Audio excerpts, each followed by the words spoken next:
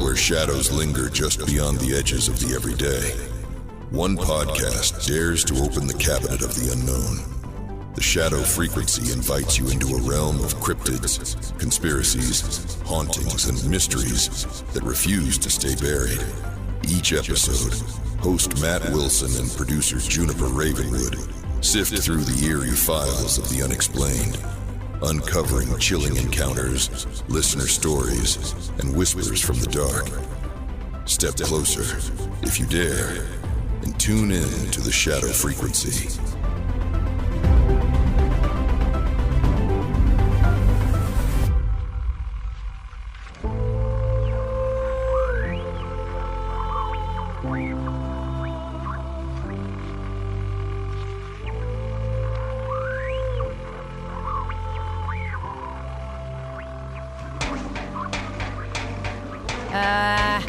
This file cabinet never wants to open.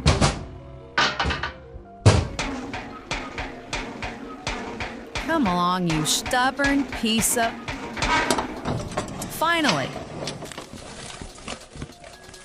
Whoa, there's so much weird junk in here. Old socks, glowing folders. Is that a taxidermy squirrel?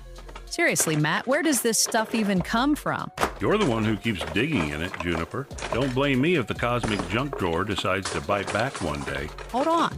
What's this? Looks like some kind of alien ray gun? That can't be safe. It's fine, I'll just... Oh!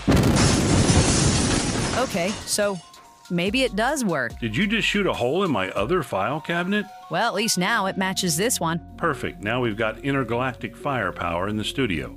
Just don't point it at me, all right? Relax, I think it's out of ammo. Probably. Probably isn't reassuring, Juniper. Aha!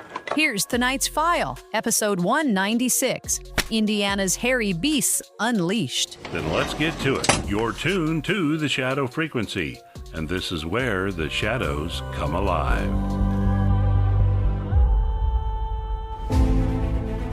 You're tuned to the Shadow Frequency, where the veil between the living and the unknown grows thin. Strange whispers, hidden truths, and things best left in the dark await. Hosted by Matt Wilson, produced by Juniper Ravenwood, featuring Chris Beach. Let's step in to the shadows. The woods of Indiana whisper secrets. Shadows move where no man treads. Tonight, we peel back the veil on a creature that's haunted the Hoosier State for centuries. A hulking, hairy enigma that leaves footprints in the mud and fear in the hearts of those who cross its path. From the fog-choked fields of LaPorte to the dense thickets of Yellowwood State Forest, the stories persist. Bigfoot is watching. Welcome to the Shadow Frequency, episode 196, where Matt Wilson takes us deep into the chilling lore of Indiana's most notorious Bigfoot sightings. Matt, you ready to step into the wild? Oh, Juniper, you know I'm always ready to chase a monster through the woods, especially when it's got more hair than my uncle's back. Let's do this. All right, Matt, take us into the shadows.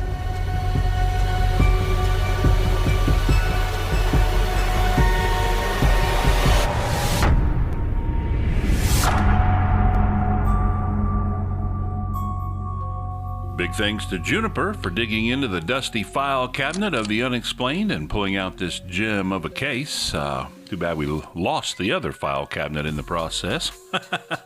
Tonight we're cracking open a file that smells of pine, damp earth, and something primal. Indiana's Bigfoot sightings stretch back nearly 2 centuries, each one a thread in a tapestry of terror that refuses to fade. Let's step into the fog and unravel these encounters, one chilling tale at a time. It begins in 1839, LaPorte County near Michigan City. A wild child covered in matted hair was spotted lurking in the wilderness. Witnesses swore it wasn't human. Not quite. It moved with an eerie grace, vanishing into the trees before anyone could get close. The locals whispered of a beast that belonged to neither man nor animal, its eyes glinting in the moonlight. Fast forward to 1937, Warwick County, the Boonville Monster. sparked a panic that gripped the town. Described as a towering hairy ape, or by some a giant sloth, it prowled the edges of farms, leaving claw marks on barn doors and a stench that clung to the air. Families locked their doors, afraid to venture out after dusk. Was it a creature from the wilds, or something older, something that called Indiana's forests home long before settlers arrived? In 1949, Boone County went mad with fear over the Thorntown gorilla. Sightings poured in of a massive ape-like figure stalking the countryside. Posses armed with rifles scoured the woods, but the creature slipped away, leaving only broken branches and a lingering sense of dread. Mass hysteria took hold. Every shadow became a monster, every rustle a threat. The early 1970s brought the Roachdale monster to Putnam County. This thing wasn't just passing through, it was hungry. Chicken coops were raided, livestock vanished, and farmers reported guttural howls echoing through the night. One farmer swore he saw it, a hulking silhouette with glowing eyes tearing through his fence like it was paper. In 1974, Bartholomew County's Mill Race Park became a nightmare. The Mill Race monster terrorized Columbus, with witnesses describing a 7-foot beast covered in dark fur, its heavy footsteps shaking the ground. Parkgoers fled as it emerged from the trees, its presence so overwhelming that some claimed they felt its gaze before they saw it. And if you search through the archives just a little bit, you'll find a whole episode on the Mill Race monster. The stories pile up. A 1979 daylight sighting by a caver near Harrisburg, west of Lake Monroe, who locked eyes with a towering Bigfoot. A 1981 roadside encounter in Lawrence County where a U.S. Marine froze as a massive creature crossed his path near Bedford. A 1988 hunter's sighting in Morgan Monroe State Forest where the air grew thick with an unnatural silence before the beast appeared. In 1989, two sisters near Unionville swore they saw a smaller, ape-like figure darting through the woods, almost childlike, but far from innocent. The 21st century hasn't been spared. In 2001 and 2006, Jennings County Crosley Wildlife Area birthed the Crosley Monster, with campers reporting a beast that watched them from the shadows, its breath heavy and hot. In 2012, a Greenbrier Lake cabin in Brown County became a hotspot for strange noises and fleeting glimpses of something massive. And in 2020, a father and daughter in Yellowwood State Forest stood paralyzed as a shaggy giant stared them down before melting into the trees. Each sighting builds the same picture. A creature that defies explanation, moving through Indiana's wild places like a ghost. The air grows heavy, the forest falls silent, and those who see it are never quite the same. What is it about Indiana's dark corners that calls to this thing? Is it watching us even now, waiting for the moment we stray too far from the light? These stories, they stick with you, don't they? Like you can feel those eyes in the dark just out of sight. Juniper, what's running through your head right now? Oh, Matt, I'm half expecting to hear a howl outside my window tonight. Right. This is creeping me out big time. Mm-hmm. What's next? Oh, we're not done yet. I'll hand it over to Juniper, and then we'll see what else is lurking in the shadows.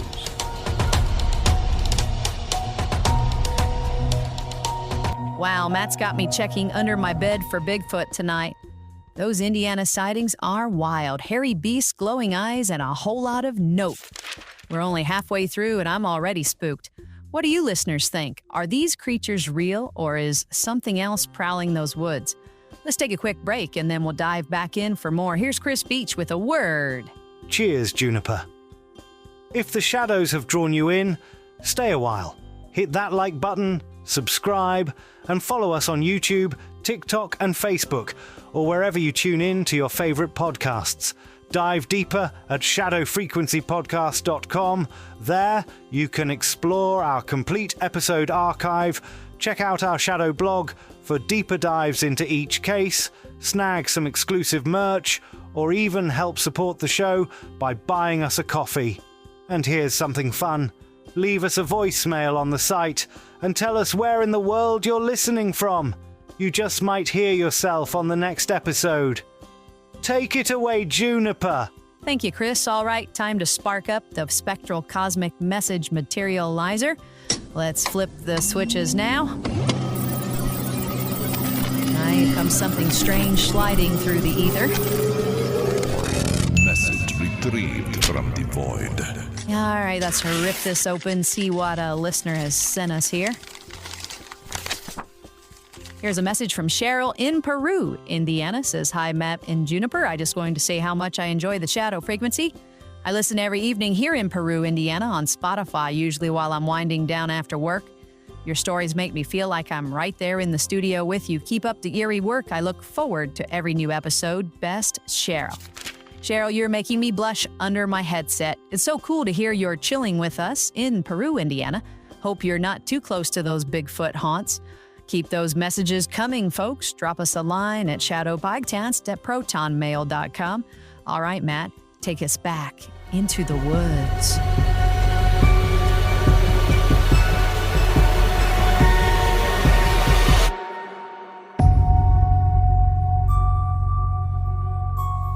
We're back, and the Indiana woods are still whispering. Let's dive deeper into these Bigfoot sightings, where the line between myth and reality blurs like a fog over a swamp. The stories we covered, Boonville, Thorntown, Rochdale, Mill Race, they're not just campfire tales. They're etched into the memories of those who saw something. Let's pick up with some of the later encounters and see what threads connect them. Take the 1979 Monroe County sighting. A caver near Harrisburg was exploring a sinkhole when he felt a chill that wasn't from the damp stone. He looked up, and there it was, a massive, fur-covered figure staring down at him in broad daylight. He said its eyes were human-like, but wrong. Too knowing, too ancient. He stumbled back, and it was gone, leaving only a faint musk in the air. Then there's the 1981 Lawrence County encounter. A U.S. Marine trained to stay calm under pressure was driving near Bedford when he saw it. A hulking shape crossing the road, moving faster than anything that size should. He slammed on the brakes, heart pounding, as it turned to look at him before vanishing into the trees. He swore it wasn't a bear. Bears don't move like that. Don't stare like that. The 1988 Morgan Monroe State Forest sighting is even stranger. A hunter was tracking deer when the forest went dead silent. No birds, no wind, nothing. Then he saw it, a dark, shaggy figure standing motionless between the trees.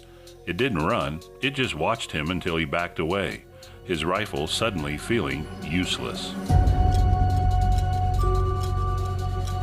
But here's something to chew on. Not every sighting holds up under scrutiny. Take the 1949 Thorntown gorilla panic. Some folks back then wondered if it was just a big guy in a costume stirring up trouble during a slow news cycle. Mass hysteria can turn a shadow into a monster, especially when fear spreads faster than facts. Still, that doesn't explain the footprints, the broken branches, the sheer number of people who saw something. Fast forward to 2001 and 2006 in Jennings County. The Crosley Monster. Campers reported a creature that didn't just watch but seemed to stalk, circling their tents at night. One group in 2006 heard heavy footsteps and a low growl that sent them packing before dawn. The 2012 Brown County cabin incident adds another layer. Strange scratches on the walls, rocks thrown at windows, and a fleeting glimpse of a massive figure in the moonlight. And in 2020, that father and daughter in Yellowwood State Forest, they described a creature so tall it blocked out the stars. Its silhouette burned into their minds. What ties these stories together? The silence that falls before the sighting, the feeling of being watched, the way the air seems to thicken like the forest itself is holding its breath. Are these glimpses of a creature that's evaded us for centuries? Or something else? Something that lives in the space between what we know and what we fear. One thing's certain, Indiana's wild places hold secrets, and they're not giving them up easily. These encounters leave you wondering, don't they? Is Bigfoot out there, or is it just the shadow of our own fears? Juniper, what's your take? Matt, I'm torn. Part of me wants to believe it's real, but that Thorntown costume idea's got me second guessing. Either way, I don't think I want to camp here in Indiana anytime soon. Smart move. All right, Juniper, wrap us up before we hear any howls outside. What a wild ride through Indiana's shadowy woods, from the Boonville Monster to the Crosley Beast.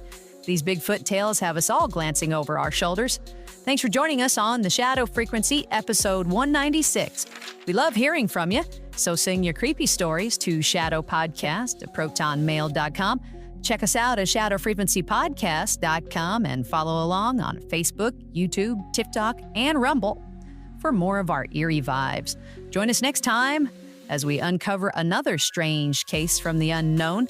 Hey, Matt, you want to say goodnight? Night, folks. Watch the woods. Good night, and stay curious, but maybe don't wander too far into the trees.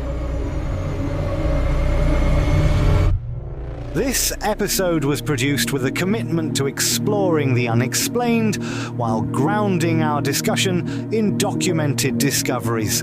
All interpretations are speculative and intended for entertainment purposes.